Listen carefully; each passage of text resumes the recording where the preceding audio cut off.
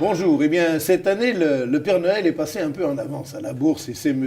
Bernanke, le président de la Fed, la Banque fédérale américaine, c'est donc M. Bernanke qui a distribué les cadeaux.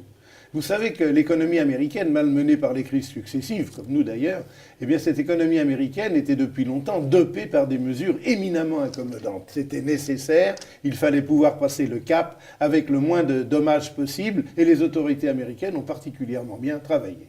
Toutefois, cela n'est pas sans risque et un jour ou l'autre, il faut bien en sortir. Sans être extravagante, la situation économique américaine s'est bien améliorée et la croissance, sans être explosive, est à nouveau à l'ordre du jour. Du coup, dès la fin du printemps, M. Bernanke a annoncé que l'on allait bientôt sortir de ce plan de sauvetage qui, en même temps qu'il soutenait l'économie, était évidemment très favorable au marché.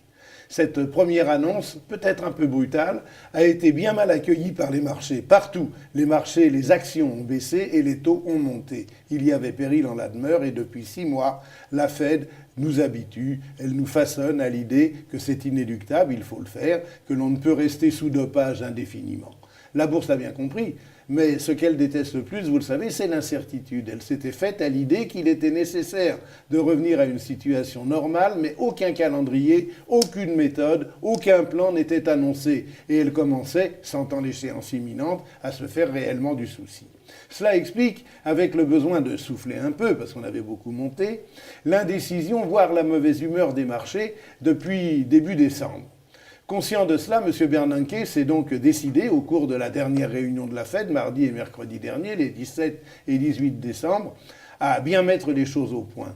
La précision et le détail des annonces ont été très bien accueillis, même si certains ne les attendaient pas avant le début de l'année prochaine. De toute façon, c'est un beau cadeau de M. Bernanke, car tout est fait en douceur, avec beaucoup de doigté. C'est ce que nous demandions, vous le savez, depuis plusieurs semaines. Il y aura bien une diminution des injections de liquidités qui seront ramenées dans un premier temps à partir de janvier de 85 à 75 milliards de dollars par mois, ce qui reste quand même très conséquent, d'autant que ce montant pourra même être modifié en fonction de l'évolution de la situation économique. Rien n'est définitif. Par ailleurs, les taux d'intérêt seront maintenus à un niveau très bas tant que le chômage et l'inflation ne seront pas rentrés dans les clous. En ce qui concerne le budget, les choses se sont finalement bien terminées. Après avoir beaucoup parlé, on passe donc à l'action, mais avec beaucoup de prudence et en gardant la possibilité de revenir en arrière si besoin est. C'est la solution la plus sécurisante que l'on pouvait espérer et les marchés ne s'y sont pas trompés, ils ont réagi avec ensemble très favorablement. À Paris, le CAC en 2 jours a quand même repris plus de 2,5%. Il était à près de 4180 points jeudi soir, en hausse à nouveau de près de 15% depuis le début de l'année, année que l'on devrait maintenant terminer dans de bonnes conditions, et même avoir la possibilité probablement d'attaquer 2014 du bon pied.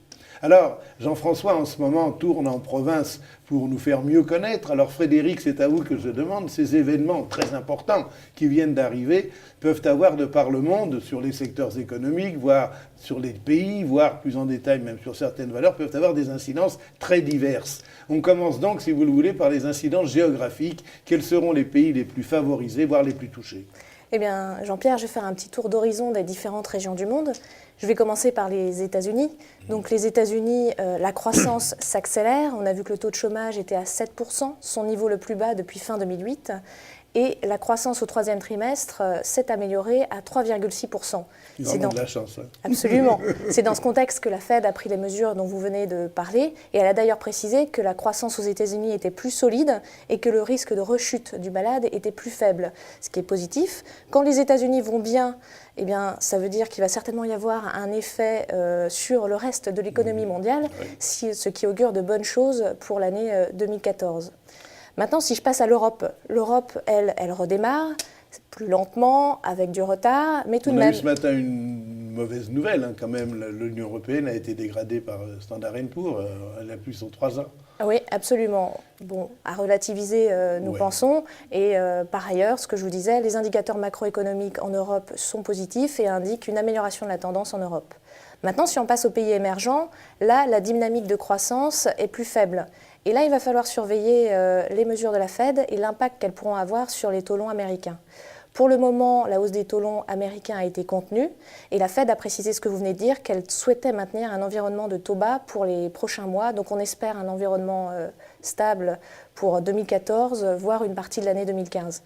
Donc si je termine ce tour d'horizon en parlant des flux, on pense que les flux vont continuer à se retirer des pays émergents pour aller se réinvestir vers les États-Unis où la croissance s'accélère et vers l'Europe où la croissance redémarre. Alors on voit que tout ça, c'est vraiment l'événement de cette fin d'année et ça a des incidences partout. Alors pour la gestion du fonds, nous, au point de vue stratégique, qu'est-ce qu'on fait? Notre stratégie d'investissement est en ligne avec ce dont on vient de parler et on pense que FCP Montpellier est bien positionné par rapport aux dynamiques dont on vient de parler. On avait commencé sur les émergents à alléger il y a déjà un moment. Absolument. On a 4 thèmes d'investissement en ce moment dans le portefeuille. Le premier, c'est America is Back, donc, qui détient des entreprises françaises qui font plus de 35% de leur chiffre d'affaires aux États-Unis, comme Publicis ou encore Michelin. Et ça, c'est plus d'un tiers du portefeuille. La deuxième thématique, ce sont les valeurs financières qui bénéficieront de la croissance économique mondiale qui repart et qui repartira en 2014 encore plus. La troisième thématique, c'est les pays émergents. Et là, on a réduit significativement notre exposition aux pays émergents, notamment en vendant nos valeurs liées au luxe, comme Swatch ou encore Christian Dior. Oui, on va dans le bon sens, même avant que la nouvelle ne tombe. Absolument. Et la dernière thématique d'investissement, c'est la reprise européenne. Là, on vous en parle depuis plusieurs mois. On l'a rentrée en portefeuille à la fin de l'été et on investit régulièrement dans des valeurs exposées à la reprise européenne, telles que Forestia, l'équipementier automobile, Imerys ou Carrefour. Oui, alors même si la France, on ne se distingue pas particulièrement, si le train passe, on sera quand même dans un wagon, bien évidemment, sur la reprise mondiale, il faut le souhaiter. Il y a aussi le problème des devises, on connaît l'importance que ça a, les effets de change, ça peut avoir des conséquences considérables. À votre avis, le dollar, qu'est-ce qu'il peut faire ? On pense que le dollar va peut-être se raffermir, c'est ce qu'on a vu sur les 2 ou 3 dernières séances, et ce serait positif pour les valeurs françaises exportatrices. Je pense notamment au secteur aéronautique, avec des valeurs comme Zodiac ou encore EADS. Ok, là on est également bien placé. Bon, nous arrivons maintenant à FCP Montpellier. Il poursuit sa brillante carrière. Où en sommes-nous là aujourd'hui ? Le fonds affiche une très bonne performance, 18% depuis le début de l'année, on avance d'à peu près 5% par rapport à son indice de référence. Et sur la dernière quinzaine, il y a des valeurs qui ont fortement monté, à l'instar de EADS, Bolloré ou encore Forestia. Depuis la création, si on n'est pas à 50% de hausse ce soir, on n'en est vraiment pas loin. On frôle les 50%. C'est quand même tout à fait intéressant. Et de ces derniers 15 jours, qu'est-ce qu'on a fait ? En fait, on a rentré une nouvelle valeur, c'est TF1. Donc TF1 que vous connaissez. On s'intéresse aux médias. On s'intéresse aux médias. Grâce peut-être à la pub. On espère que les dépenses publicitaires vont repartir. Ouais. Elles rentrent dans notre thématique reprise européenne. Absolument. Il y a une dynamique un peu spéculative avec Eurosport qui pourrait être cédé à Discovery et ce que fera ensuite TF1 de tout l'argent dont il dispose en ce moment. Et puis vous savez que l'équipe de France s'est qualifiée sur le rasoir pour la Coupe du Monde de foot de l'année prochaine. Et donc maintenant, il n'y a plus qu'à souhaiter qu'ils aillent loin dans la compétition et que ça donne un coup de pouce sur cette publicitaire de TF1. Tout à fait, pour les médias, ça ne peut être que bon.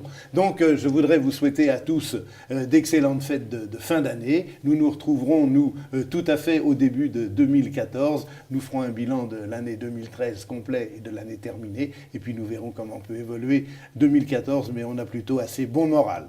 Frédéric, je vous remercie. Merci.